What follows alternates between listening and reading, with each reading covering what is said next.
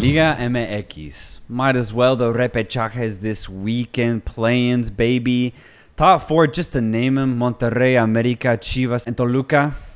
But I just want to do a quick fire. Let's do it. 5 through 12th place, technically 13 since Querétaro ended last in the coefficients. Got relegated if you will. Yeah, if you will.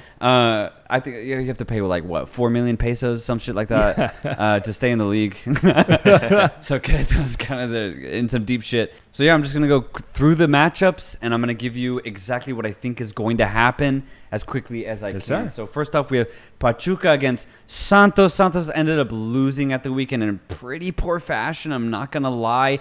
I have no faith in this Santos team. They look pretty dead offensively, and defensively, they still have players like Doria and Felix Torres, two good center backs, but for me, it's kind of played out at this point. It's just not enough, and if you can't score goals, you're not going to win on the road against the reigning champions in Pachuca. So for me, this one's all day long. Pachuca is going to take this dub. Agree with that. And as for Pachuca, looking pretty good, honestly. They've had a really good campaign, pretty much looking the exact same as last campaign too. The only player that they lost was actually Nico Ibanez, but they replaced him with LAFC's Chicho Arango, who's done well, I would say, this Clausura. Not as good as Ibanez, but I still think he's a good enough striker for Pachuca to have a good run in the Liguilla. So I think Pachuca will easily do away with Santos. I agree. I think I agree with Pachuca. They are the defending champions, dude. Yeah. They're not going to let themselves lose out to a team that actually isn't supposed to be here technically. And Santos Laguna, I want to see it again, man. Let's see Pachuca win this match. I'm going to predict with a score of 3-1. Yeah, I think they'll win by a couple goals for sure. I just do not see a path for Santos to even get past this Pachuca side.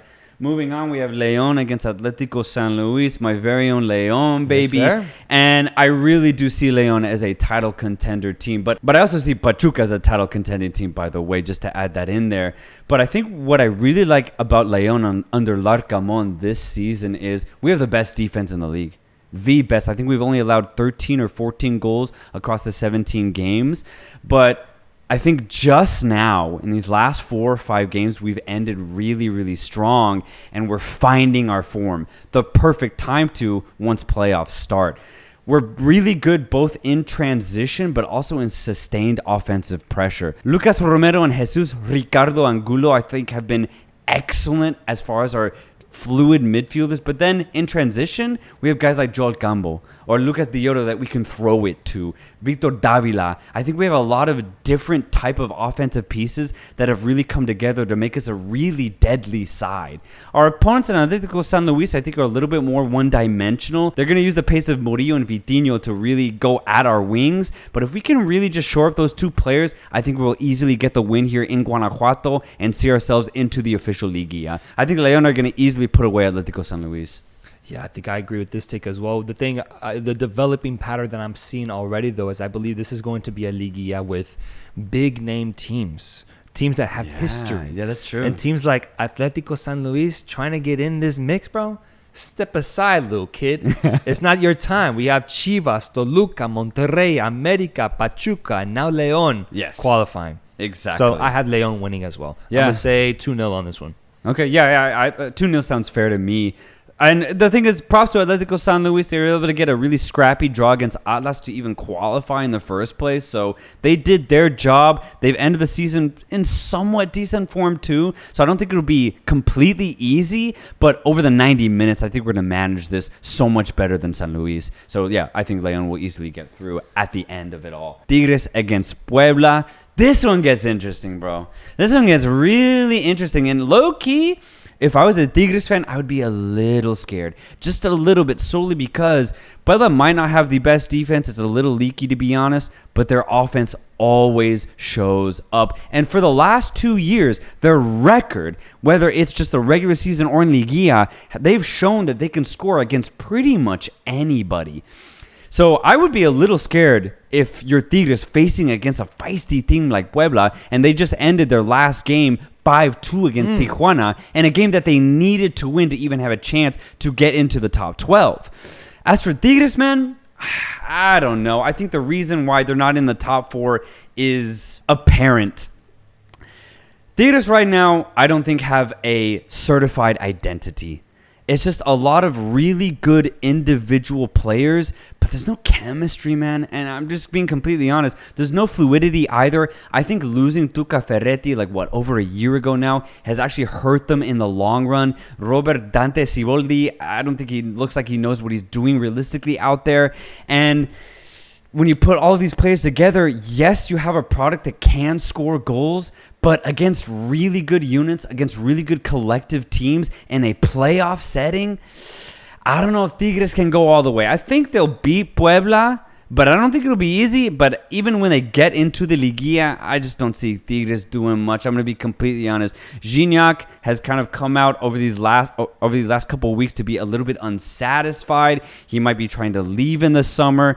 And then Diego Lainez has 0 goals and 0 assists in 15 appearances, man. The best player is probably Quiñones right now, dude. Yeah, absolutely. And then on the other side, though, whether Raimundo Fulgencio or even up top, if it's El Diente Lopez, no one's really producing as a team. Mm-hmm. It's all just completely individual. And so, I don't know, man. I'm pretty iffy on this Tigres side, so much so that I do think Puebla is going to give them hell. Okay. I think they're going to give them hell. Whether they win, if it was over 2 legs and they started in Puebla, I think they'd have a better chance. But the fact that they have to go to Monterrey to get the result, I think Tigres will see this one out, but I don't think it's going to be easy.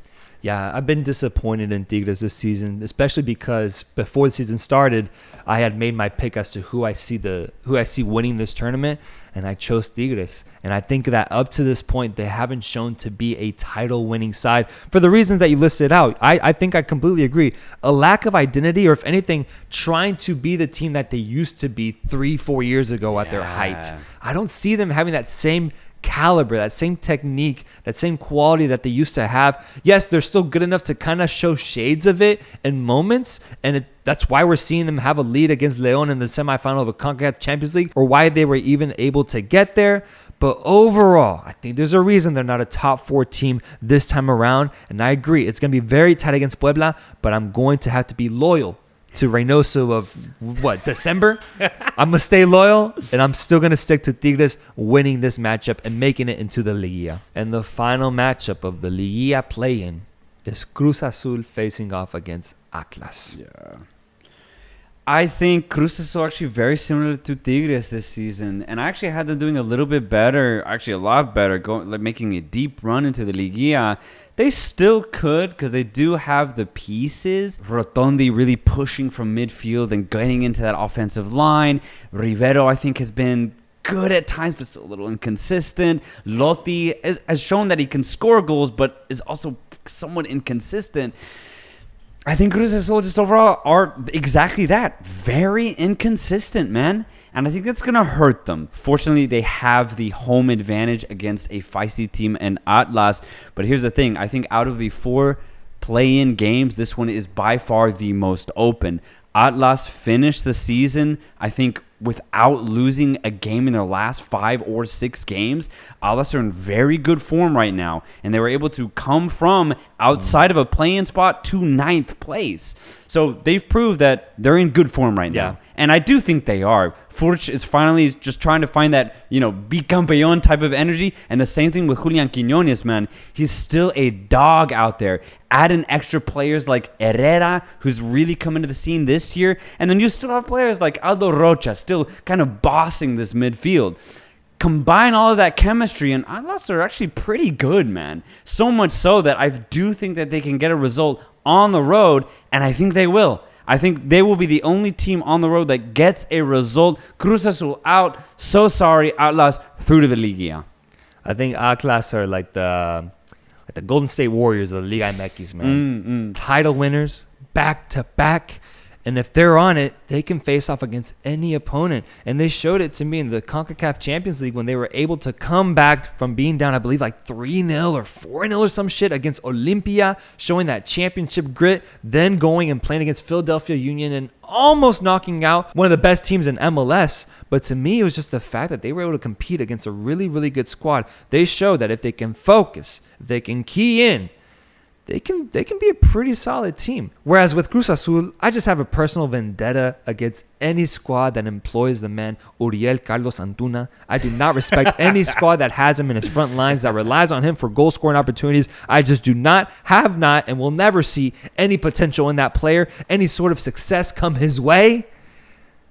And so because of my anti-Antuna-ness, I'm going Atlas on this one, man. I'm going Atlas. And once again, we're going to see another equipo grande join the Liguilla and just shape up what's going to be a star-studded Liga MX-wise Liguilla playoff setting. Oh, absolutely, man. And we'll join back next week seeing these results. We'll preview the entire Liguilla, quarters, semis, who we think will go to the final and ultimately win it. Really excited for next week's pod just because of that, man, because I do think we're going to have a really, really fun playoff season this year in Mexico.